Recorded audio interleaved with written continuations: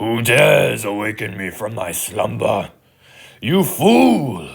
A deal with the devil you wish to make, a devil's deal you shall get. My knowledge of Slope-Intercept form I share with you. The price? Your soul!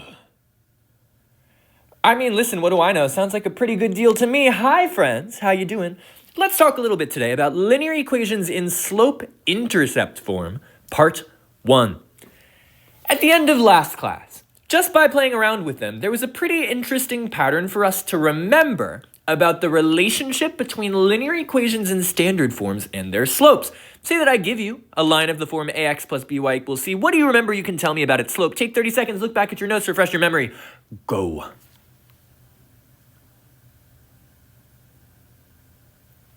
Alrighty, well, from playing around on Desmos, we saw that there was some connection between the coefficients of our variables x and y and the slope of our line.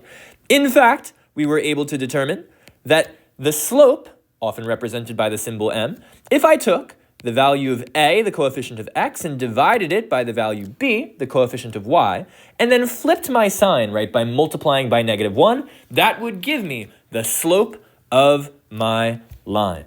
This is really powerful because, as we've said, there's something really useful to us about slope when it comes to graphing lines. So then the question necessarily becomes, well, how does knowing slope help us to graph?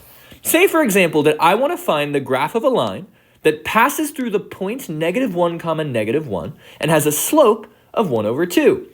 Think creatively, think strategically about how you could combine these two pieces of information, a point and a slope, to build the graph of a line. Take 30 seconds, take a risk, take a chance, who cares? See what you come up with. How could I use these pieces of information to build the picture of my line? Go.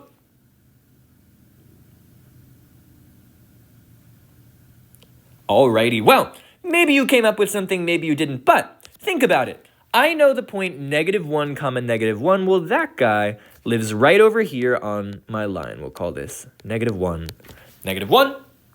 If I know that the slope is 1/2, well, that tells me that I have a rise of 1 and a run of 2 between any 2 points on my line. So if I'm thinking strategically, what that tells me is if I take a point on my line, another point on my line can be found, for example, by rising 1 and running 2. Using this idea, that tells me that the following point here, its coordinate would be 2, 0. Well, that point, or sorry, not 2, 0, but 1, 0, that point needs to live on my line as well if that rise and run is helpful at all. And then I could keep going, right? If I continue, rise 1, run 2. Well, that tells me that this point over here, its coordinate would be 3, 1. That guy needs to be on my line, and I could keep going, right? Rise 1, run 2. There's another point on my line. This guy would be 5, 2. But I also know my slope is positive, so I could go in the opposite direction.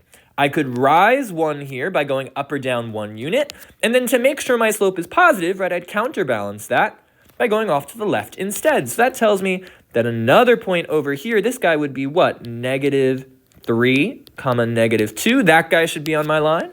Keep going, right? I go down 1 and to the left 2 to make sure that my slope stays positive, right? This point, -5, -3 should be on my line as well. And then if I just connect all my points, well, this should be a pretty reasonable picture of my graph. Cool. So hopefully you should see that knowing the rise and run from our slope allows us graphically to identify more points on our line. So if we're trying to find a different form of our line that makes graphing easier, maybe we can use this fact that slope is -a/b to our advantage. Well, then the question becomes, how can we get there? So, in standard form, just roll with me here. What if I solve the equation in standard form for y? Well, to solve for a variable, again, means to isolate that variable. So let's try to isolate the variable y here. Well, if I want to get y by itself, notice I've got ax being added and b being multiplied. If I'm thinking strategically, often wiser for me to undo any addition or multiplication I see before I get rid of any multiplication and division, right? Reverse order of operations. So if I subtract ax from both sides, that will allow me to get by by itself. And then I'm going to make the choice here to write the negative ax before I write the c. So I've got negative ax plus c. And then all I've got to do to get y by itself, well, let's divide both sides of our equation by b. Well, by over b, the b's here are going to undo each other, and I'm just left with y. And then if I've got negative ax over b plus c over b, well, I can divide each of those numbers by b. So I'm going to choose to write this as negative a divided by b, and then I'll multiply this guy by x plus c over b. Well, looking at this equation here, look at that. Negative a over b, what do we know that is? Well, that is our slope. And then just for funsies, what if I choose to make x 0? Well, if x is equal to 0, then in this equation, right, I know that y is equal to negative a over b times 0 plus c over b. Negative a over b times 0, well, that guy can functionally be ignored. So that tells me that y is equal to c over b. So when I plug in x for 0, I find that y is equal to c over b. Well, what does that tell me about c over b? When I plug in x equals 0, what do I get? 5, 4, 3, 2, 1. Well, plugging in x for 0 gives me the y-intercept. So that tells me that c over b, this guy, is in fact our y-intercept. Do you remember what symbol we used for the y-intercept? Very good, invisible person. You might remember that we've defined the y-intercept using the symbol b. So, negative a over b, the coefficient of our variable x here, that's our slope. C over b, that's our y-intercept. So with both of these pieces of information in mind, we can simplify the equation we've created even further using these variables to get what we call the slope-intercept form of a line. And this form is equal to the following. Y equals mx plus b, where m, of course, is our slope, and b is our y-intercept. So we have a slope of m and a y-intercept of 0, comma, b. Nice! This form of a line, y equals mx plus b, is considered to be the most powerful form when it comes to graphing lines. And the idea, of course, is that knowing slope and knowing a point on my line allows me to build the graph, to generate the graph from scratch without having to go through all of that hassle of finding and plotting points using a table. So y is equal to 3 halves x minus 1. Think creatively here. How could I use this information to build a graph? Take 30 seconds, pause the video, come up with a game plan here. You know your slope, you know a point. How can I use these pieces of information to build my picture? Go!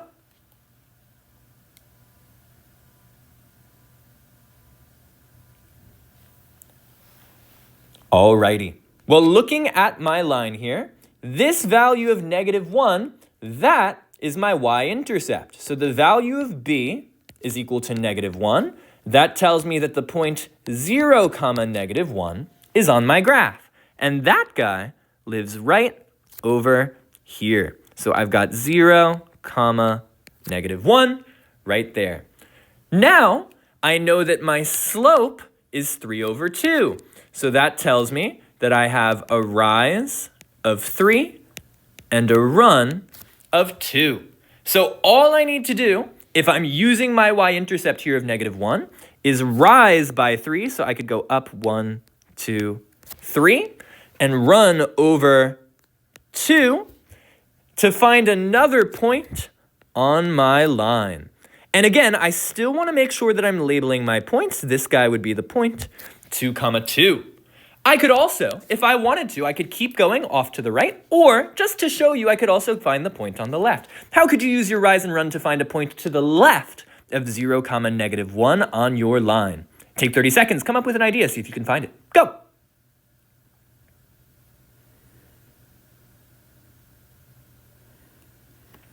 Alrighty, well, if I want to go down 3 units, again, knowing that I have a positive slope, to make sure that my point is balanced, right, I should go, if I go 3 units down, 2 units to the left. So that would give me the following point. This guy has a coordinate of -2, -4. And now that I've got my 3 points, again, I've met my minimum. All I need to do is draw the line that connects them.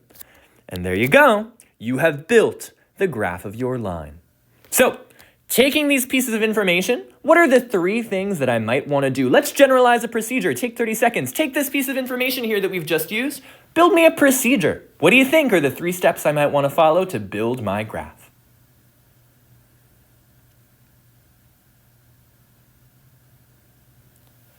Okay, well, my first move, knowing my equation in slope-intercept form, it tells me the slope and it tells me the y-intercept. The first thing I probably want to do is plot that first point. So I'll begin by plotting my y-intercept. Once I've got that y-intercept, I can use the rise and run of my slope to identify further points on my graph. Again, by convention, we want to use at least 3 points on our graph. Maybe you want to find one to the right and one to the left. Maybe you want to find only points to the right or only points to the left. It does not matter as long as I've got 3 of them. And then once I've got those points, again, the graph is a line. It's not complete until I draw it. So my final move is to connect all of my points with a line. Cool. Hopefully you can see that this process now makes the idea of graphing move a little bit less tediously. Let's get a little bit more practice using it.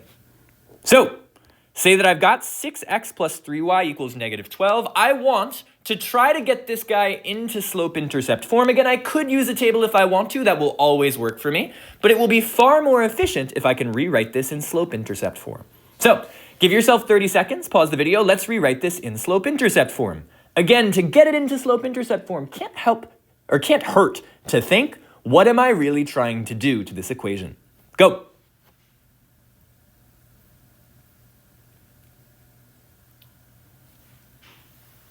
Okie dokie. So if I want to rewrite an equation in slope-intercept form, right, my slope-intercept form is, of course, y equals mx plus b.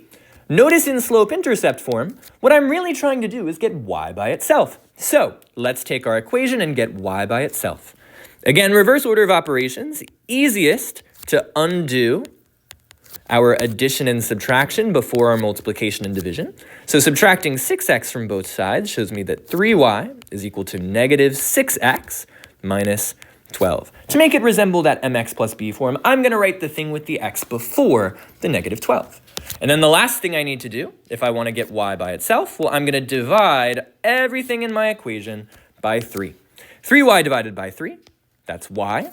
-6x divided by 3, well, that's -2x. And then -12 divided by 3, well, there is -4.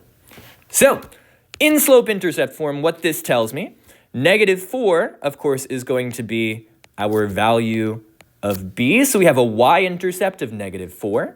And then -2 here, well, that tells me that my slope is -2.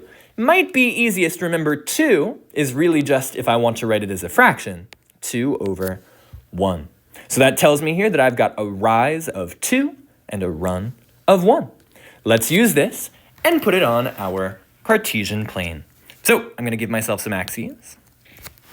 I, again, want to build the graph of this equation. So my opening move here, I know the point 0, -4 needs to live on my graph if my y-intercept is -4. So 1, 2, 3. Here is -4.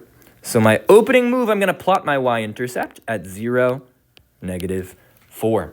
And now I have a rise of 2 and a run of 1. My slope is negative, so that just means that my line needs to be decreasing.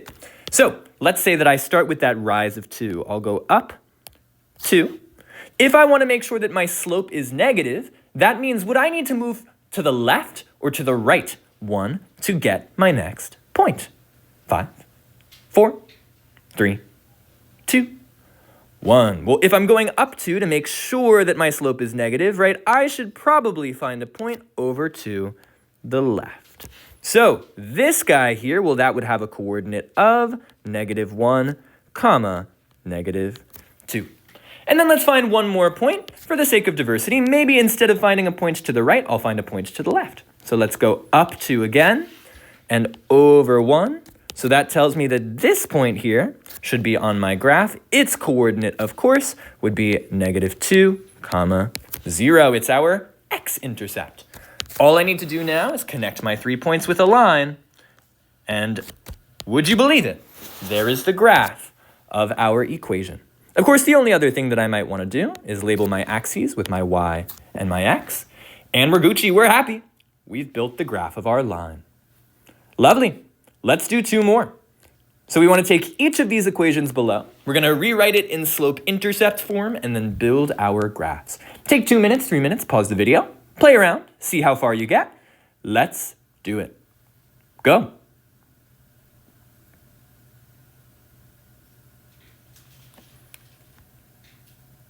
Alrighty, so to get our equations into slope-intercept form, all I'm really trying to do is isolate y. So I'm going to begin by subtracting 4x on both sides from the equation on the left. This tells me that 6y is equal to -4x plus 18. To get y by itself, let's divide both sides of our equation by 6. I'm going to divide the right-hand side, each of those terms, separately. So that shows me 6y divided by 6, well, that's y. -4 divided by 6, that reduces to -2/3. So I'll rewrite this as -2/3 x. And then 18 divided by 6, well, 6 goes into 18 3 times. So that tells me y equals -2/3 x plus 3 is the equation of my line in slope-intercept form. So plus 3 here, there's my y-intercept. That tells me that the point 0, 3 needs to live on my graph. And then I've got a slope of -2/3. So I need a negative, right, a decreasing line that rises by 2 and runs by 3. So first move, let's plot that 0, 3 on our graph. That guy, 1, 2, 3, is right over here. So I've got 0, 3. And then let's use our rise and our run. So maybe I'll find a point in either direction. If I rise 2, so if I go up 2 here, to balance this out to make sure that my slope is negative, I need to move 3 units over to the left. So that tells me that there should be a point right over here. Its coordinate would be -3, 5. And then if I want to find a point to the right, well, now let's say I go down 2 units for my rise of 2. Well, my run, I need to move 1, 2, 3 over to the right to make sure that those points live on a negatively sloped line. This point has a coordinate of 3, 1. Last move, all I've got to do is connect these 3 points with a line, and there we go. Here's our graph of y equals -2/3 x plus 3. For -4x plus 5y equals 0, again, my goal is to isolate y. So I probably want to begin by adding 4x to both sides. When I do that, that tells me that 5y is equal to 4x plus 0, which is just 4x. Divide both sides by 5. 5y divided by 5, well, that just leaves me with y. And then 4x divided by 5, I'm going to rewrite the 4 divided by 5 as 4/5, and then pull my x off to the side. Cool. Now, you may trip up here a little bit, but what's the b value here? 5, 4, 3, 2, 1. Well, if there's no explicit b value, that tells me it's invisible. So there's an invisible plus 0 here. So with this idea in mind, that tells me that the y-intercept is 0. In other words, this point is going to be the what? What's our fancy name for this? 5, 4, 3, 2, 1. Very good, invisible person. This is called the origin. So 0, 0, here my origin is going to be both my x and y intercept. Now I've got my slope of positive 4/5. So every time that I go up 1, 2, 3, 4 units, I need to go over 1, 2, 3, 4, 5 units to the right to make sure that my line now lives in a positively sloped orientation. So the point here would be 5, 4. And then the same idea, if I find a point over to the left, well, if I go 1, 2, 3, 4 units down, to make sure that my line is positively sloped, I'm going to move 1, 2, 3, 4, 5 units over to the left. This guy would have a coordinate of -5, -4. I've got my 3 points. Let's draw the line through them. Again, we're going to pretend that this is a perfectly straight line. There you go. Here is your graph of y equals 4/5 x.